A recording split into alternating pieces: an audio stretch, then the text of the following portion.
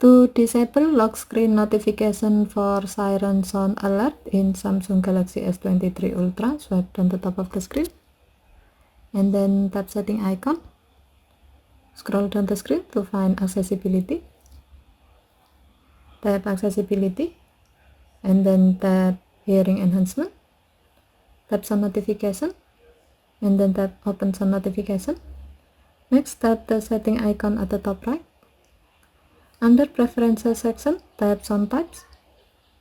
While the alert for sound notification is set to allow sound and vibration, tap notification categories. Under emergency section, tap siren. While the alert for siren notification is set to alert, tap lock screen. And then select don't show notification. By doing this, when sound notification feature is on and it detects siren sound near you, your phone will not show the notification on your lock screen. Okay, thank you for watching. Have a nice day.